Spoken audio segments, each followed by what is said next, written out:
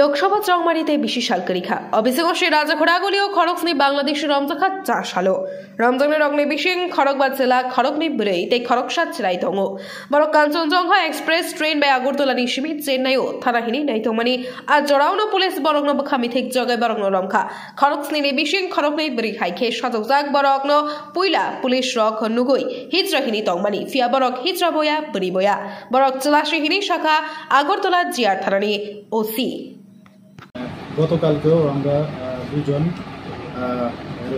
মানে আমাদের সন্দেহ হয় যে তারা সম্ভবত আমাদের ত্রিপুরা থেকে অন্যত্র যাচ্ছে। তো গতকালকে আমরা দুজনকে গ্রেপ্তার করেছি।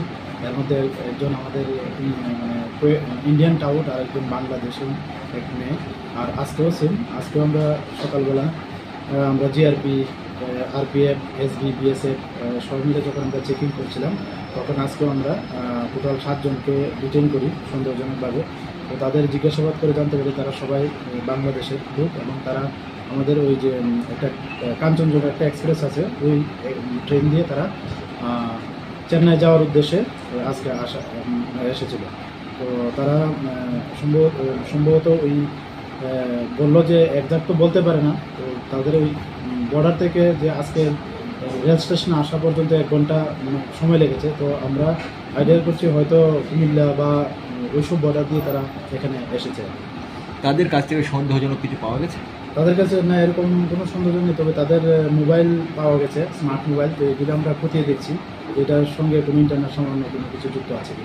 আমাদের কাছে খবর আছে যার মধ্যে আজকে 7 জন যে ধরেছেন তাদের মধ্যে 2 জন মহিলা বেশি ছিল, মেয়ে বেশি ছিল 2 জন। হ্যাঁ, তাকে কীভাবে আপনারা শনাক্ত করলেন? আমরা অ্যাকচুয়ালি তাদের দেখেও সন্দেহ হয়েছিল। আমরা প্রথম ভেবেছিলাম যে হিজরা দূর থেকে, কিন্তু যখন আমরা তাদের ডিটেইন করে ইন্টারোগেশন শুরু করি তারপর মানে পুরো ঘটনাটা বেরিয়েছে। তারা ওই মেয়ের লোকের ছদ্মবেশে ওই ট্রেন দিয়ে যেতে চেয়েছিল, যে হয়তো কারোর নজরে পড়বে না, কিন্তু আমরা সঠিকভাবে শনাক্ত করেছি এবং তাদেরকে আজকে কোর্টে মামলা আদালতে প্রেরণ করেছি। বেশ বদলে যাওয়ার পেছনে কোনো ধরনের কনস্পিরেসি ষড়যন্ত্র দেখতে পাচ্ছেন মনে?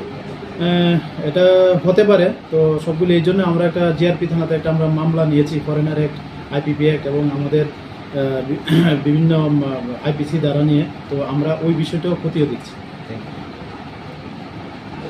ঠিক আছে, কঠিন প্রশ্ন হয়েছে না তো? হ্যাঁ, কঠিন প্রশ্ন হয়েছে না তো? না।